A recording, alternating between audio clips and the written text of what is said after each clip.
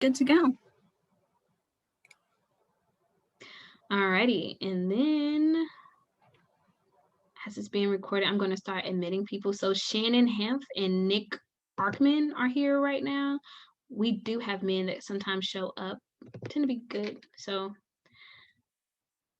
hey Shannon, hey Nick, how are both of you? I always do that too early because their audio is always connected. Hey Shannon, hey Nick, how are both of you? I'm good. Thank you for having me. Thank you. We're looking forward today to being with you.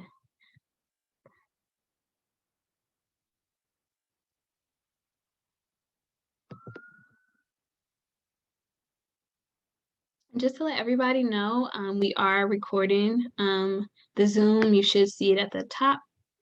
If you don't feel comfortable being on camera or anything else, I will drop our Action Fund page for OWA into there because we do value everyone's privacy and we want to make sure that if you don't want to be live with us or you don't want your questions to be said on camera or whatever that but you still would like to be a part of the process and watch, that we will direct you to our Facebook page because it does ensure more privacy. So Shannon or Nick, if you feel that that is needed, please let me know so I can drop our Action Fund Facebook page in there for you, and we will get started relatively soon. But I'm happy to have everyone here, and I'm happy to have this conversation because none of my policy hours other than the abolishment of the death penalty have been about wins in Ohio. So this is a really good thing for me. It's a really positive place, especially after I had to attend the voter suppression hearing today. So this is actually the pinnacle of my day, other than getting my hair in this ponytail because I didn't think I was gonna make it. So yes. Alrighty, well, it is 1:59. I am going to start the process of going live on Facebook.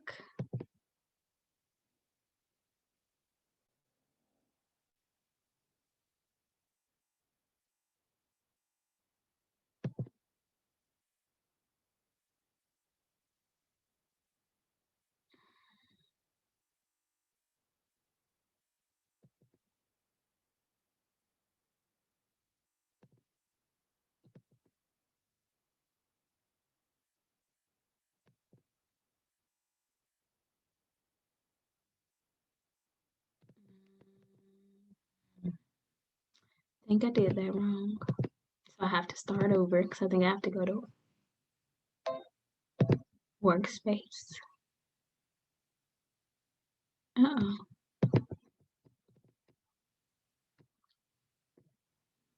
Hello, Michael. Hey there. How are you? I'm doing very well. How are you today? I am doing well too. Thank you for asking.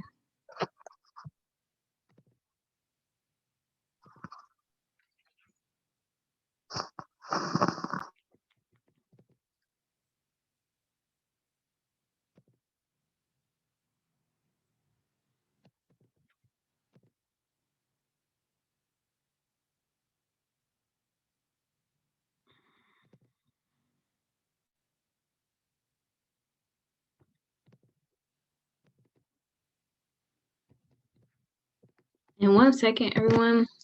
Hey, Alana. Hey, Emily. Oh my gosh, there's so many people here today. Hey, Lane. So I got really excited.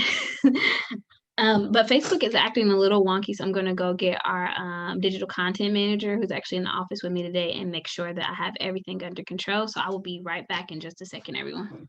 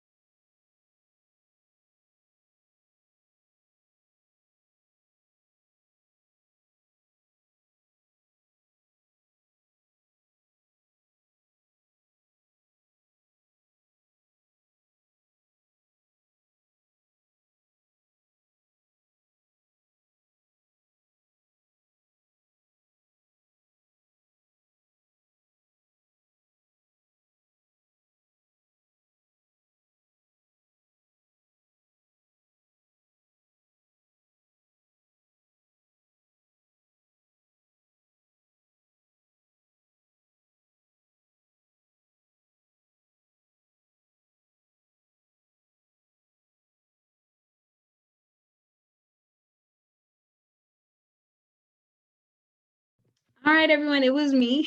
It wasn't technology this time. So we are getting ready to go live on Facebook. Again, if anyone doesn't feel comfortable being on camera, asking questions on camera, I have a hyperlink to our Action Fund account for OWA, and let me know. I will direct you over there because we value your privacy over here. Alrighty. All right, great. So we will give everyone until about 2:05. We are currently at 2:03 to start. Um, if you are here, welcome to the OWA Policy Hour. This is our second collaboration with ACLU Ohio around bail reform. So as I was telling the crew so far here, that I'm so happy because this is my second policy hour in which I get to do a collaboration because I love talking to people, and it's about a possible win in the state of Ohio, which is transforming, modernizing, and giving humanity to people who have to interact with the pretrial system. So with that being said, it is one more minute. I'm going to get our PowerPoint ready to go so we can share it with you, and then we're going to welcome everyone, all righty? All right.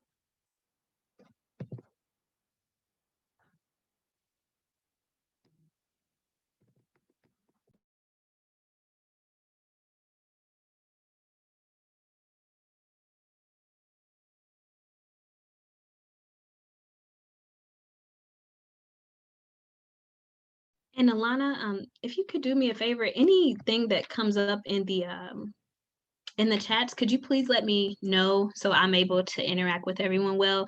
This is a conversational style area, so please feel free to unmute yourself. I don't necessarily believe in hierarchy structure or people having to engage in formalities in order to become educated or have a conversation. So if you feel anything is on your heart, please, please, please just unmute yourself and we will take it from there. All right. I am sharing my screen now.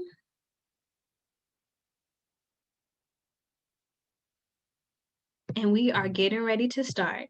So my name is Jasmine Henderson, and I am the Director of Policy and Social Impact for the Ohio Women's Alliance and the Ohio Women's Alliance Action Fund. Hello to everyone who's on the Zoom call with us today as we are talking about bail reform. Again, this is a partnership between the Ohio Women's Alliance Action Fund for today's policy hour and ACLU Ohio. We have the wonderful Melekta on here who I'm going to turn over so she can actually introduce herself, and then we're just going to go over a couple of logistical changes before we start to have this very important conversation. So welcome, Melekta. We're so happy to have you here today. Thank you for having me. And again, my name is Melekta Malaku. I go by she, her pronouns, and I'm the organizing strategist of the ACLU of Ohio, based in Cleveland. Great. Thank you. Thank you so much for, number one, correcting me on the proper enunciation of your name. And number two, for being here today. So number one, I really wanted to say, while this partnership is important. So before we get into logistical updates, and this partnership is important because here at Ohio Women's Alliance, we value the work of women who are putting in elbow grease every single solitary day to make Ohio a more equitable, a more just place, and a place that reflects the lives of everyone who lives in Ohio. So I just wanted to big up ACLU for doing this work and being in the forefront of this work for many, many years.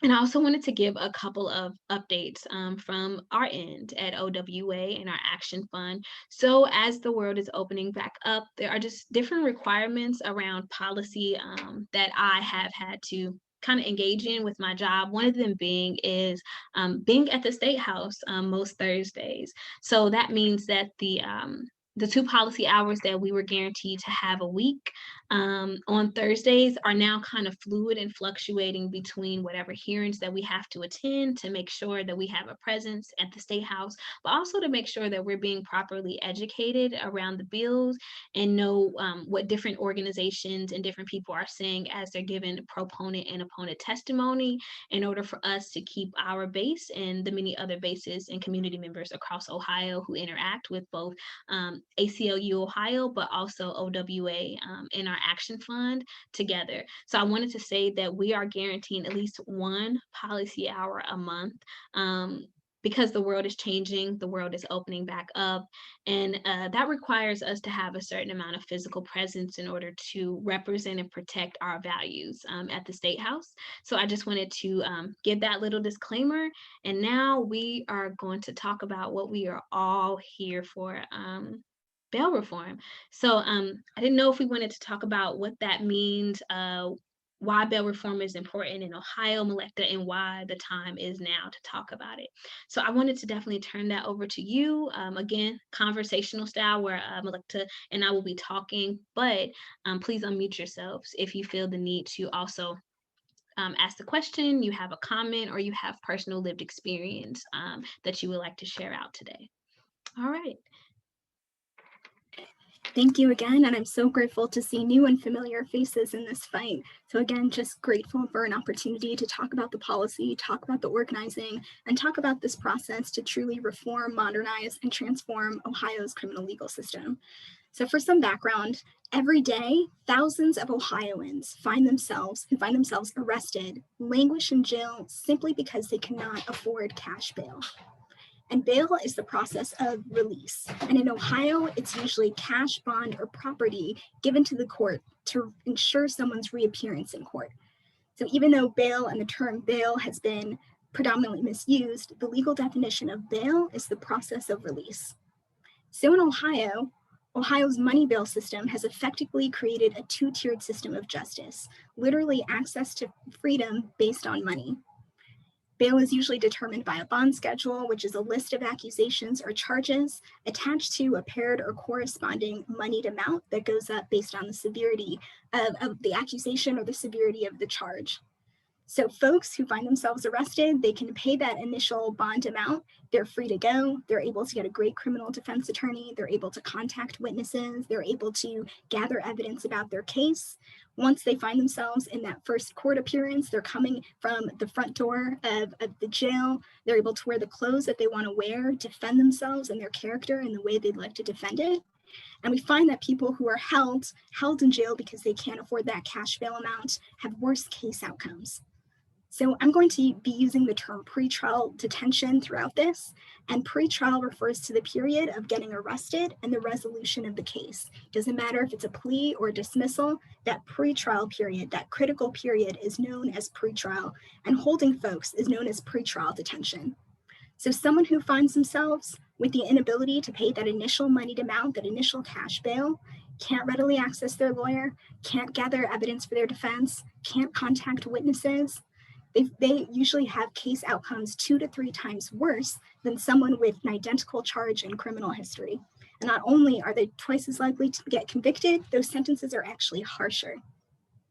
So just lifting up some of the stats that really make this entire system and the cruelty and unfair nature of this system exemplified. 12 to 16,000 individuals every day in Ohio are being held pretrial. So again, those folks have not been formally convicted of a crime, and the vast majority of those people are there simply because they couldn't afford that initial cash bail at the onset. 63% of those in our jails are there for misdemeanors or non-person felonies. So non-person felonies that don't have any related nature or contact with an individual person, and the number one charge being drug possession in Ohio. And as we know, with the nature of racialized economies and the landscape of racial justice in this country, Black people, low-income individuals are more likely to be surveilled, targeted by police. They're more likely to have an encounter that ends up escalating into an arrest. And so this system disproportionately impacts Black and brown folks.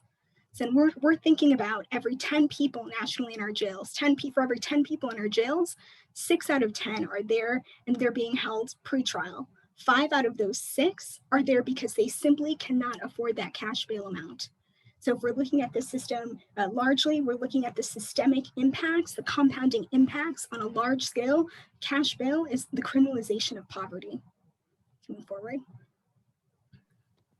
Yes, thank you. Thank you so much for really highlighting who bail affects. So before we actually talk about women, I actually wanted to go back and touch on the fact and really reinforce the fact that 12 to 16,000 people in the state of Ohio may be detained simply because they cannot afford to get out.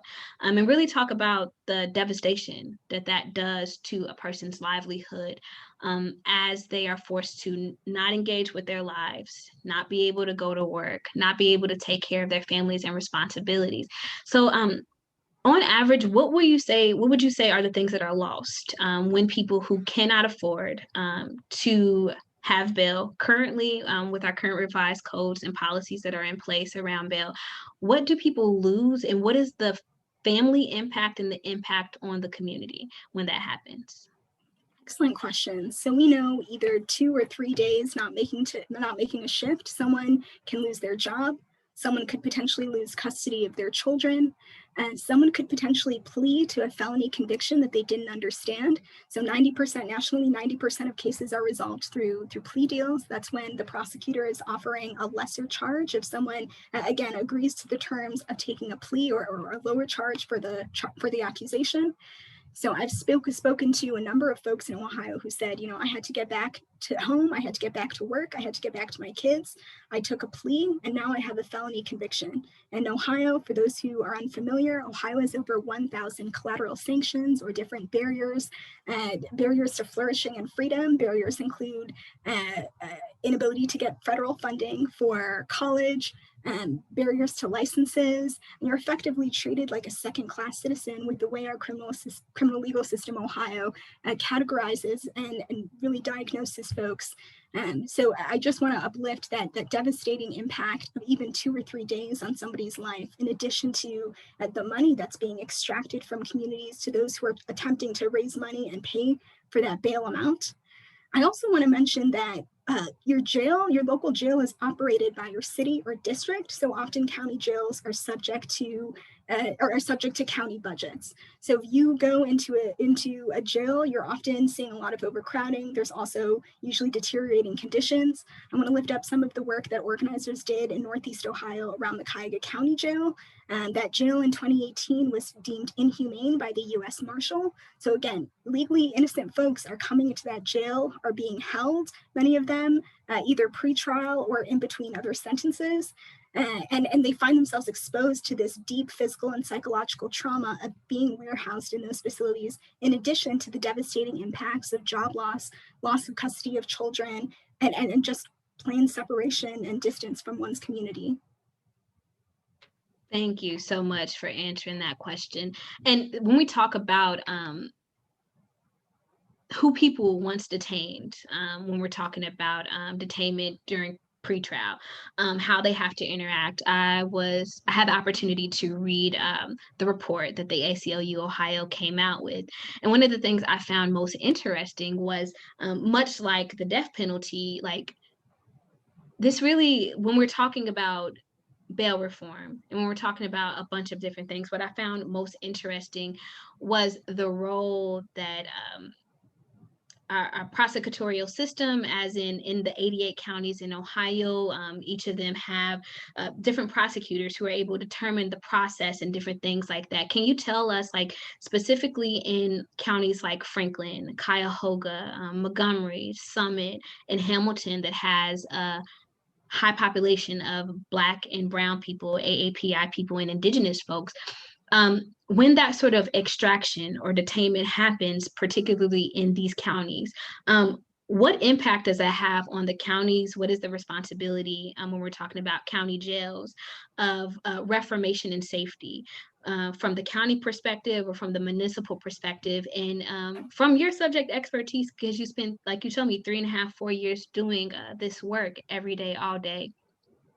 What do you think at the county level or the municipal level, on top of this legislation that you're fighting for every day, we could do to make sure that this bail system is a humane system? And what can we do to make sure that county decarceration, especially in times of COVID, and to make sure community members don't lose their livelihood? What can we do better, literally at the county and the local level, to ensure that humanity is given to those detained?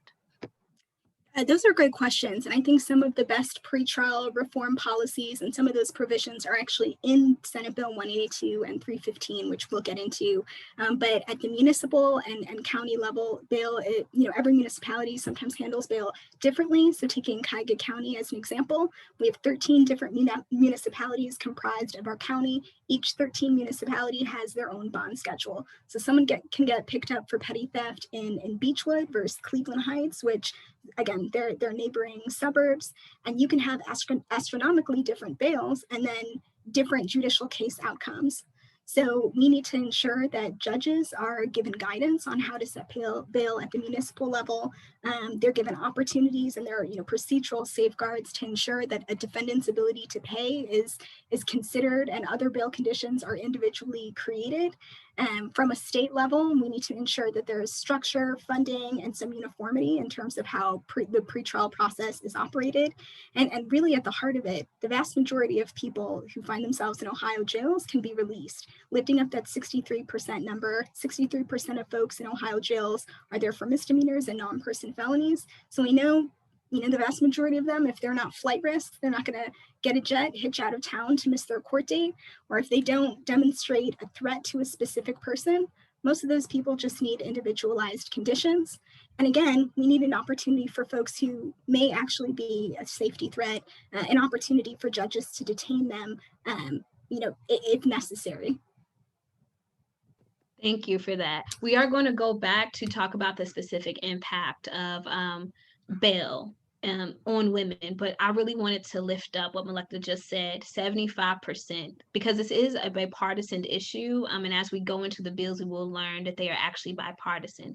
So 75% of all Ohio voters believe that the criminal justice system is in need of reform. I just would like to emphasize that a lot because I think when we live in places like Ohio, where you have people from many different walks of life, but we also have, at times, a governing body that is not reflective of who we are. Sometimes we lose the fact that people collectively together, though not reflected sometimes in our state house, want to do something to change the current way that the system is happening. And on top of that, y'all know I'm bad at technology for the people who attend my policy hours quite frequently. But with that being said, 67% of Ohioans favor bail reform decisions that are based on individual circumstances. So that means that most Ohioans know that the system isn't humane and that the system doesn't meet people where they are. And that's what we have the opportunity to do with the two bills that we're going to talk about, is the opportunity to actually meet people where they are and have an opportunity for us to talk about how systems can reflect our value systems and what we believe is important in Ohio. But before we get into that, I'm going to backtrack specifically because we are the Ohio Women's Alliance and talk about why bail reform is an issue for women. And I'm going to turn it back over to you, Melekta. Always great questions. Thank you for the shrewd facilitation. So as you see, women are the fastest growing rate of jail incarceration nationally, and I'm really emphasizing women in rural counties. But from 1980 to 2016, the number of incarcerated women increased by 700%, and nearly half of those are being held in our local jails. So you really see how women, although we're not necessarily the face of pretrial reform or pretrial detention, they're definitely the face of pretrial detention. Close to 80% of women in our jails are single mothers, and women held pretrial, particularly Black, Indigenous, Brown, and low-income folks, experience trauma and domestic violence prior to arrest. So this is a women's issue. This is an LGBTQIA issue. This is a constitutional rights issue when we think of due process and equal protection rights being violated in that pretrial space. And of course, this is a racial justice issue. Absolutely, it is all of those things. One of the things you said to me yesterday that really stood out was that bail reform is a reproductive justice issue. And I would love for you to be able to expand out. So Before we get into the answer, though, I just wanted to tone set for everybody else who's on the call.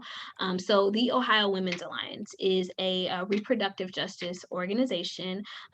So what reproductive justice means for people who are not familiar, in a small synopsis, is there is a collective of organizations who came together in the 90s to start an organization called Sister Song. Sister Song was a specific place where the reproductive rights of women of color, specifically Black, Brown, and Indigenous, were able to come together and not only talk about the ability to have children or the ability not to have children for people with uteruses, but it also meant the intersectionality and the acknowledgement that racism and sexism can have on one's ability to self-determine one's life. So reproductive justice is literally one's ability to determine your life from birth to death, to determine the places where you live, to have the choice whether you want to engage and have children or not to have children, but to also be safe within the communities that you choose to live in, or to even have a choice around that. So with that being said, I would just like to round back out and say, why is bail reform, other than the topics that you talked about, specifically a reproductive justice issue? Yeah, so when someone is being held pre-trial, when they're detained in jail or prison, their bodily autonomy is being violated. So anything from, in our local jails, it's very difficult for women and gender non-conforming folks to get pads, tampons, hygiene products, to the inability to family plan, the inability to access clinics, access reproductive and family planning health in that state. When we think about the shackling of pregnant women, which happens in the pre-trial state, as well as within our prison facilities, we know that detention is a reproductive justice issue, and that needs to remain central in our conversation. So thank you for lifting that up. I don't think it gets talked about nearly as much. And thank you for what you said, because that was actually one of the things that I have been doing a lot of work around. So I'm not sure if many people know, but Representative Erica Crowley and Representative Brinkman introduced a bill around doula services to professionalize doulas in the state of Ohio, who really have had a positive impact for centuries over the impact of what birthing looks like in Black, Brown, and Indigenous communities. And with that being said, you really touched my heart when we were talking about the shackling of people who are pregnant in the jail and in the prison systems. And if anybody wants to know, typically when we're talking about pretrial services, jail versus prison, what we're talking about when we say jails are supposedly short-term detainment facilities at the county level once a person has been detained by the police. Typically, the people who are in jails have not been charged yet. There can be nuances and differences, but I did want to highlight that. Prison systems typically are for people who have been through a prosecutorial system and have moved on from their initial place of detainment to more permanent, there's no equitable or humane way to say this, but a more long-term detainment facility. So to round that back out, one of the things that the doula bill would do is allow for doulas to be able to go in and touch with women who are detained and people who are incarcerated to give birth. And we really do believe that in conjunction with the two bills that we're talking about in the current bill, which is House Bill 142, which we call the Safe Birthing Bill, we are able to make sure that parents who are giving birth while detained, or who are interacting with any form of a pretrial system while detained, will also have the ability to be able to live through birth and have a positive health outcome as they are experiencing life, while also possibly matriculating through systems that may be harmful for them. We've already gone through this slide. I didn't know if there was anything else that you wanted to touch base as we were talking about this, because we've already kind of touched on it before, but go ahead if so. Yeah, I just wanted to just add some of our key takeaways from our fiscal impact analysis. When we were advocating for bail reform and telling folks that adopting pretrial reform measures can save the state money, we were always asked how much and what money are you talking about? So we commissioned Michael Wilson, which he's a conservative economist that extrapolates numbers around county budgets and pretrial reform, and he found that Ohio could save $199 to $264 million by adopting common sense reform, and some of those provisions are actually included in SB 182 and House Bill 315.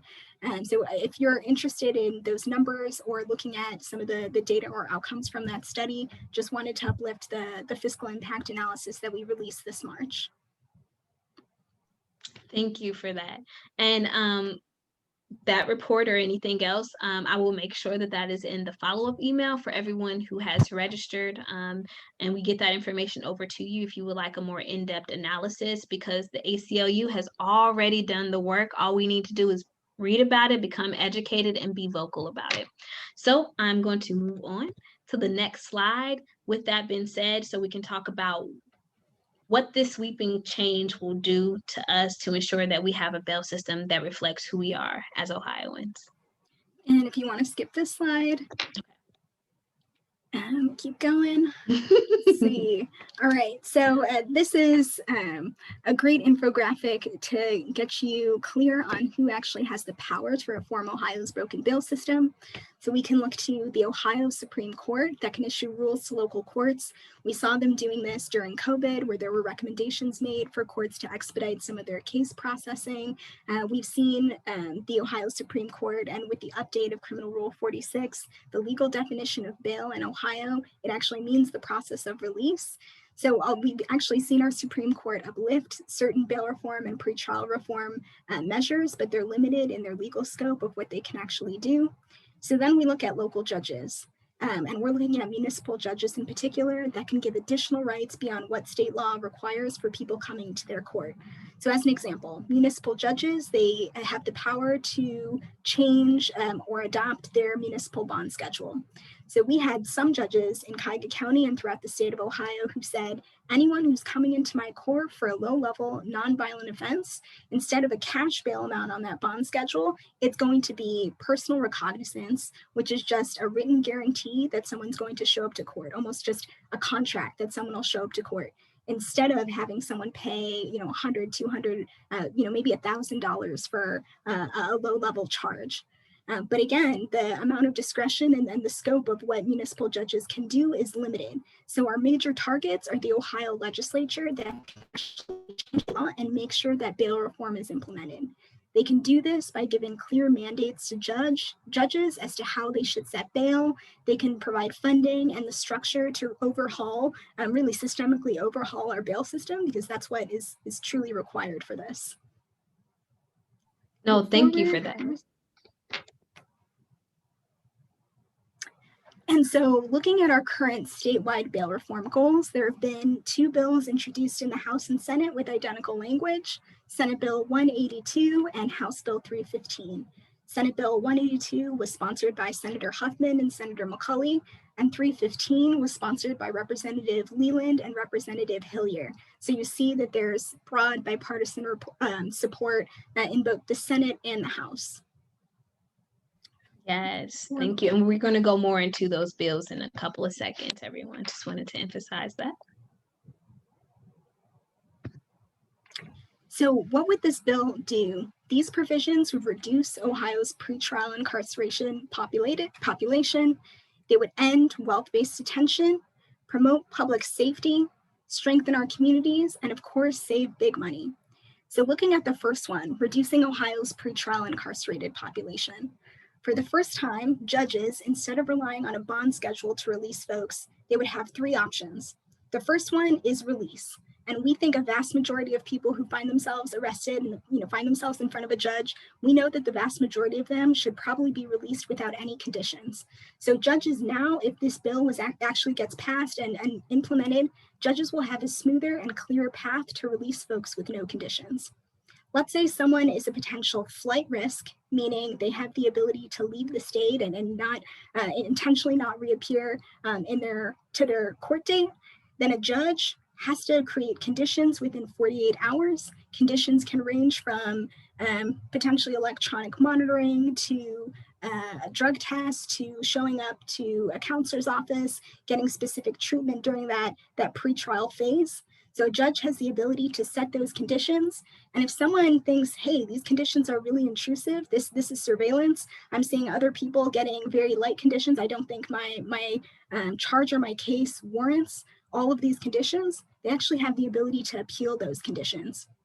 And then let's say we have a third group, a very, very small group that needs to be outright detained. It's clear that there's clear and convincing evidence that this person is a threat to a specific person. Now, this bill actually empowers judges to detain. And of course, they need clear and convincing evidence. And an individual has an ability to actually appeal that decision within 24 to 48 hours.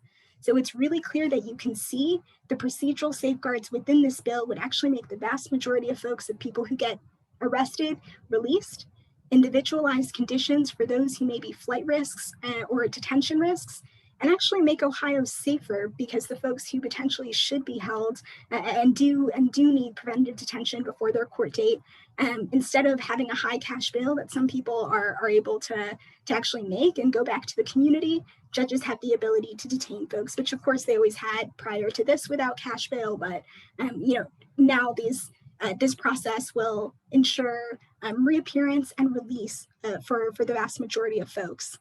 And we know when people are back into their communities, we know that when a cash bail adversely impacts people's case outcomes, we know that makes our communities weaker. So with return of some of these folks who usually find themselves behind bars during this pretrial stage, we know this will strengthen our communities if this bill passes and these policies are incorporated.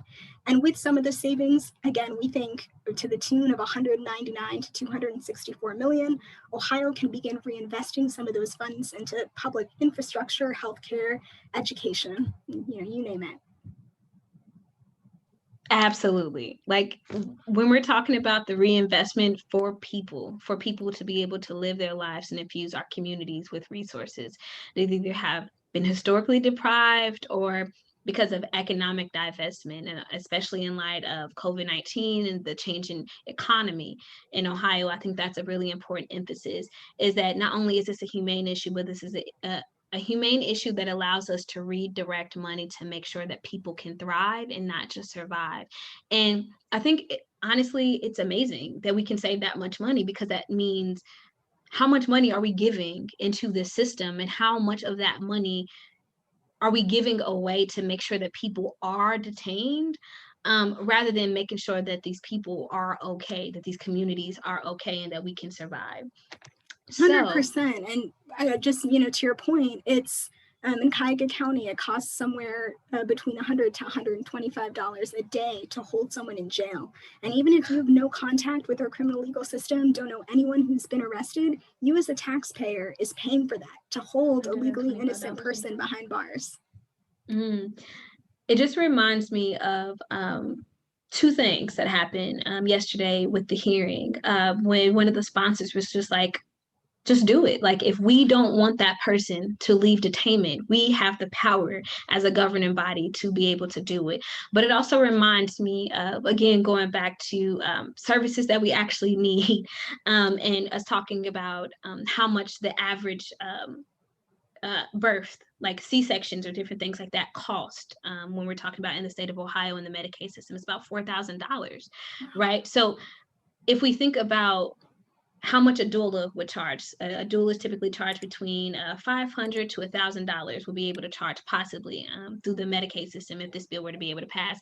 Think about how much we could do to make sure that we are able to transition money from detainment of people who cannot afford to get out, and make sure that their families are taken care of, or make sure that their family members, or they themselves, make sure that they live through childbirth and they have services for the first year, that it infuses and creates a strong foundation for our communities.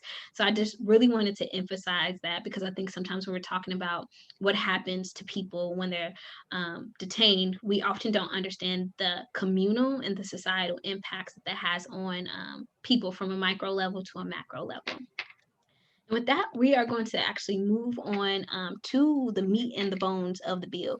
As you know, here at our policy hour, we don't beat you down with the language of the policy, but we want you to know that if you decide to have a conversation, you will know a little bit about what you're talking about.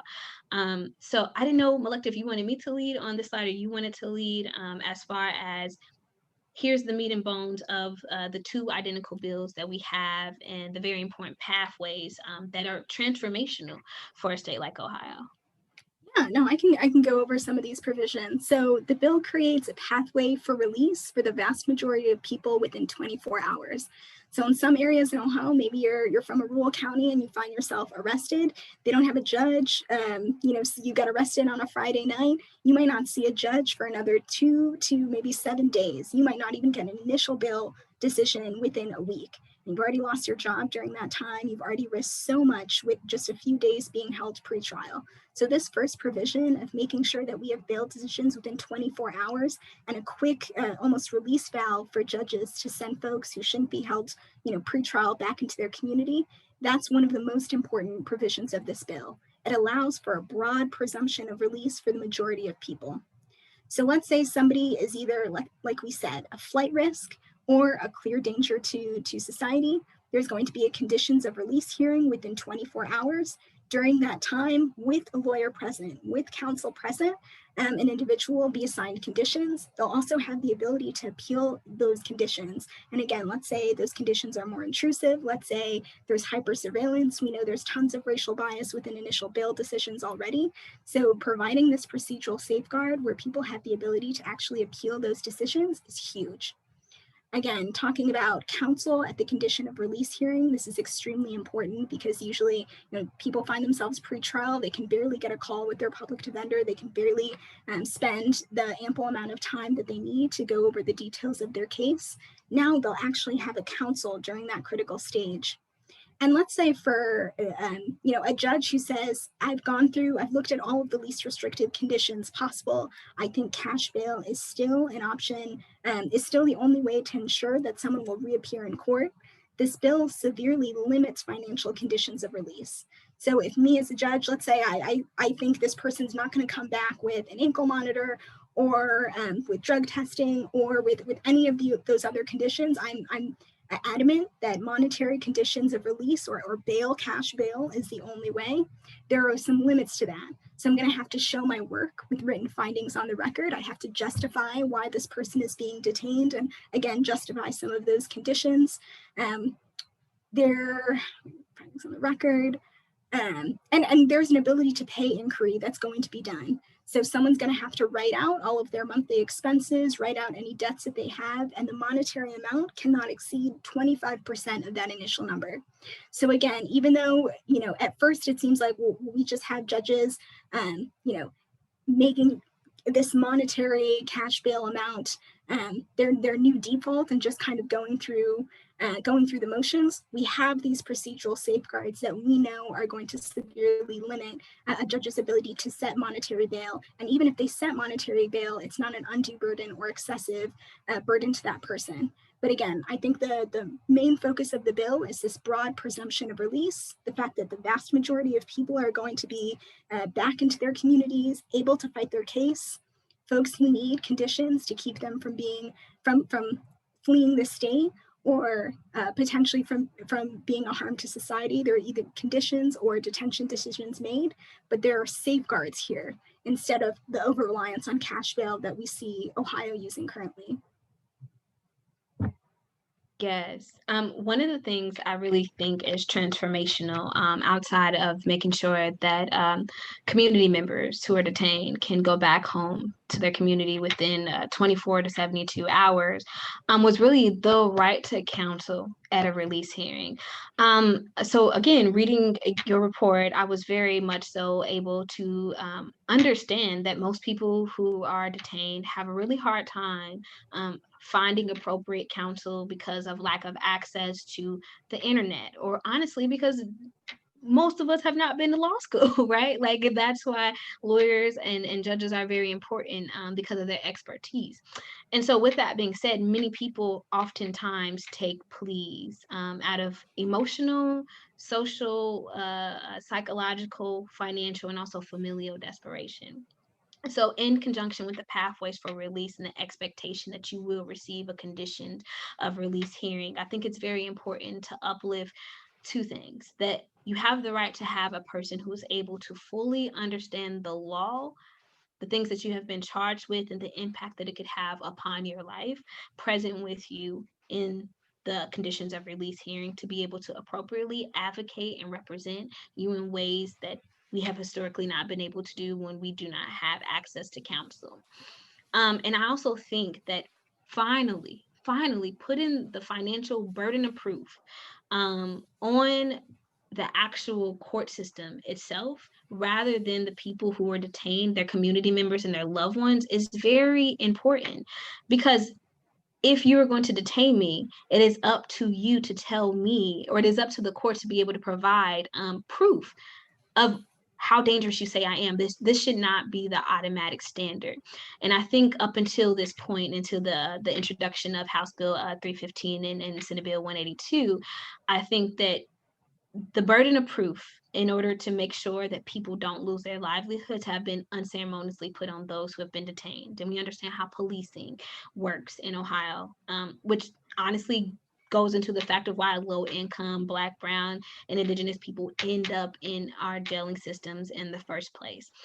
So I think those two things alone, in conjunction with pathways for release, are transformational, because they allow for us to say that if you detain us, the burden of proof to still do your job is still on you. And that my proof is to make sure that my family, that my job, that my livelihood, then all these other things are okay. And I think it has undermined it, and I love that this was said in the sponsor hearing and also yesterday, that most people want to do the right thing. Most people don't want to interact with any portion of the criminal justice system. And then when they do have to interact with the criminal justice system, they would like to create pathways that allow them to do whatever the right thing is, but also incur the least amount of harm at the same time. And I think that's important when we're talking about people who are detained, because oftentimes the humanity of people, their family members, and whatever impact of being detained has on the community is not talked about.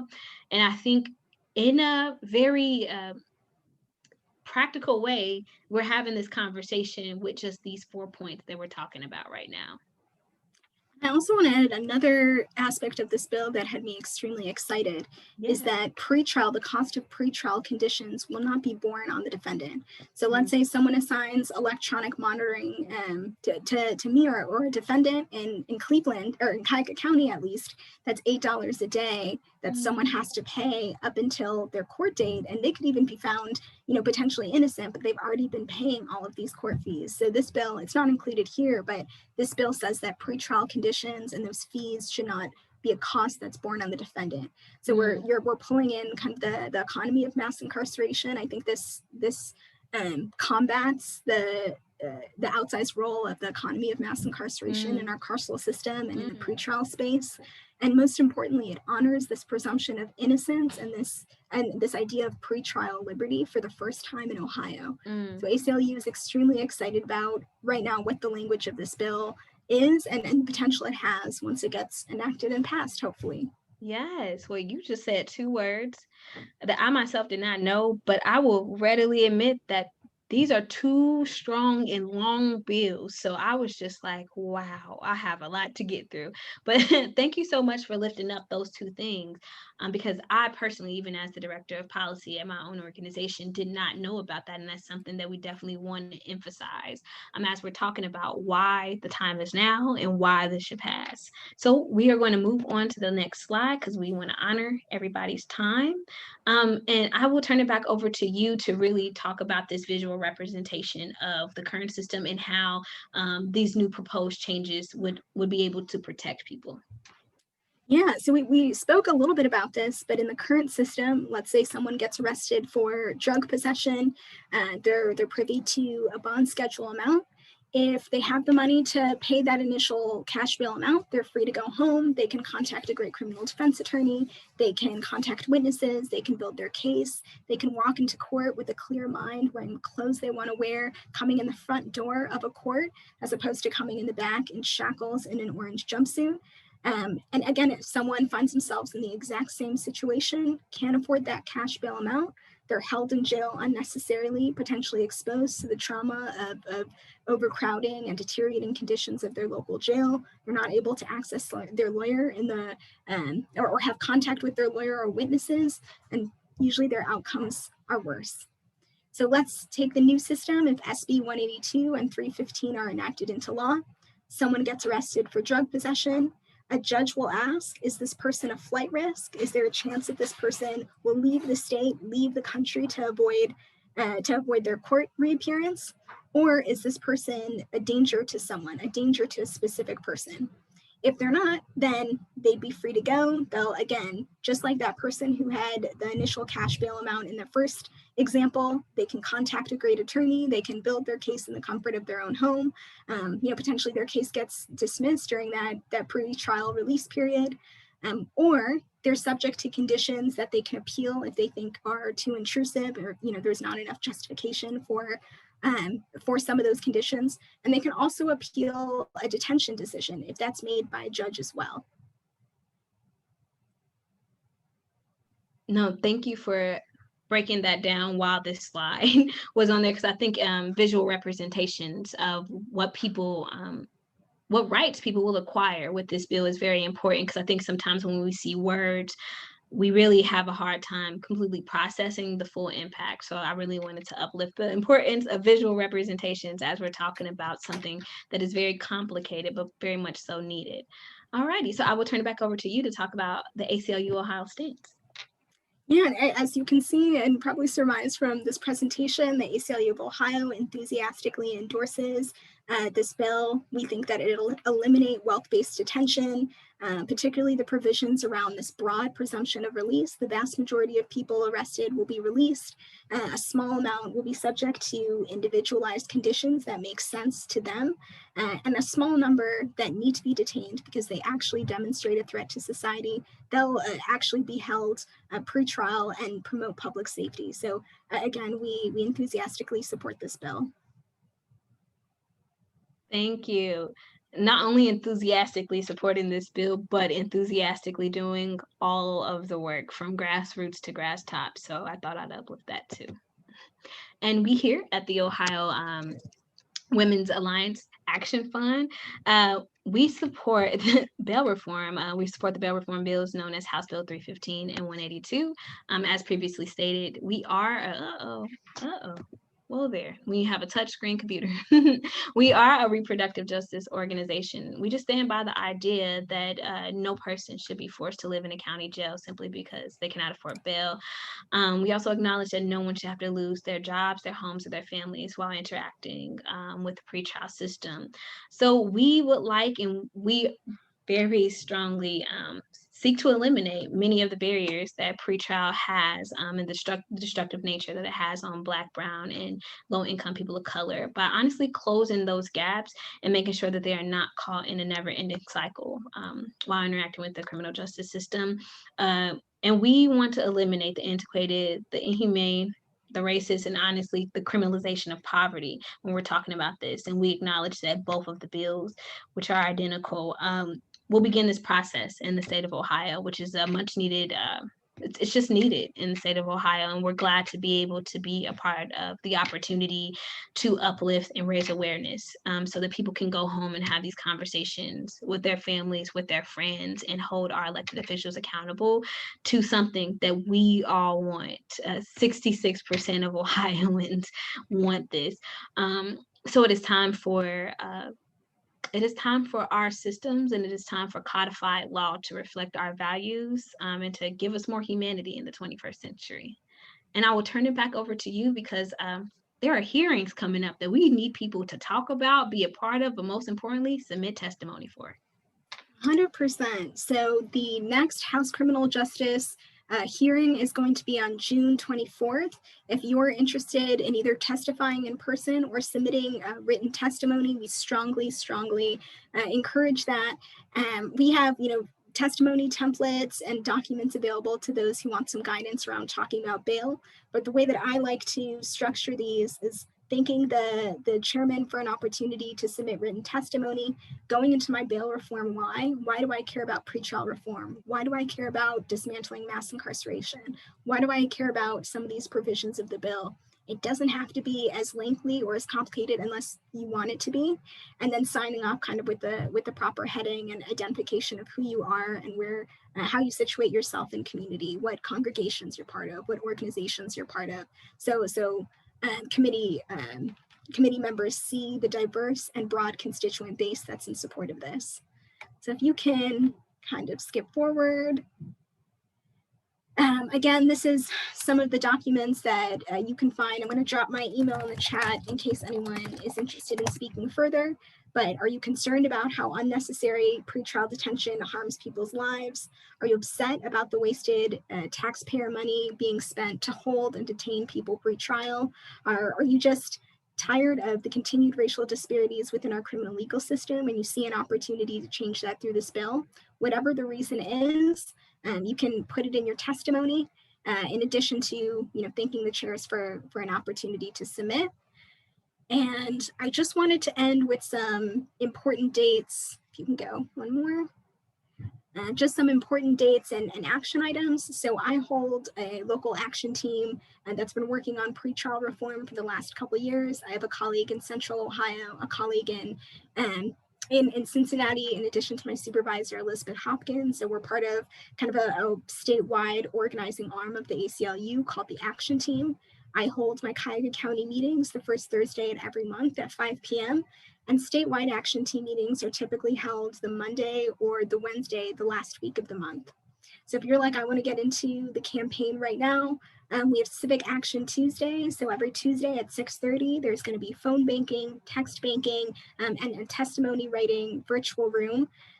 We also have a statewide action team meeting on the 28th for June, and some opportunities to get involved with the Central Ohio death penalty campaign and some other Northeast Ohio meetings coming up.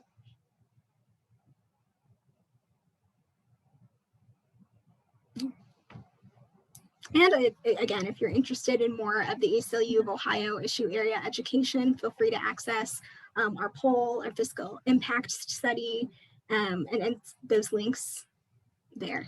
And these links will be available to everyone who registered to come to our policy hour in the follow-up email, because honestly, y'all, we need these two bills to pass. ACLU Ohio and the organizing team, the action team have done all of the work for us and really have been committed to making sure that we've gotten to this point. And now we have the opportunity to finish something and make something codified law to balance out some of the inequities that we see.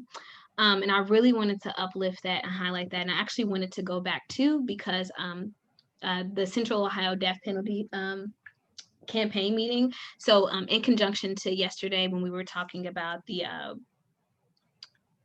Senate bill that was currently the Senate bill, oh my gosh, I'm getting tongue-tied. The Senate bill that is on bail reform. I also wanted to uplift OTSI. So OTSI is Ohioans to Stop Executions. They currently have two identical bills, both in the House and both in the Senate, about the abolishment of the death penalty.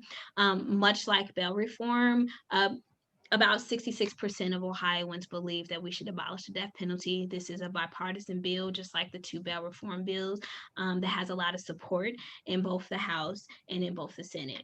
And if we are talking about what does transforming the landscape of criminal justice look like today, these are the two ways in which we're able to get involved and hold our elected officials accountable to let them know that the time is now. I don't think we'll ever get an opportunity like this again, where we can tackle bail reform and to abolish a whole entire portion of a criminal justice system that is not humane at the same time. And so what we need to do is we need to honor the people who've already done the work and show up for them and submit our testimonies for proponent. So again, these links will be in the follow-up email. If you email me at jasmine@ohiowomensalliance.org, I can also provide other resources that you may need, because we know the ACLU Ohio is very, very busy with and hyper-focused, and also OTSI on making sure that we can live our wildest dreams and live in a place where we actually have bail reform and live in a place where no one will be able to be executed by the state of Ohio again. So with that being said, it is 2:56. We have reached the end of our presentation. So I'm going to stop sharing because I like interacting with people and seeing people. I feel awkward when I'm talking and I have to share my screen. But I wanted to turn this over to any of our community members who are on the call or cooperative members to see if you had any questions, comments, or concerns. Otherwise, we will see you at our next policy hour. Okay. So I suspect that means that nobody has any comments, questions, or concerns. So with that being said, thank you so much for attending our second policy hour, our second collaborative policy hour with the ACLU Ohio. And with Melecta, thank you so much for being here. You are a force to be reckoned with. Your work and the work that you have done, the hard work that you have done has shown through not only your expertise, but your enthusiasm and your passion. So thank you so much for doing this with us and for us. And yeah, I appreciate you for coming on today, and I appreciate the rest of your team. So thank y'all. Have a happy, safe, and light-filled rest of your week and weekend. And thank you for being here. Thank you all. Bye, y'all.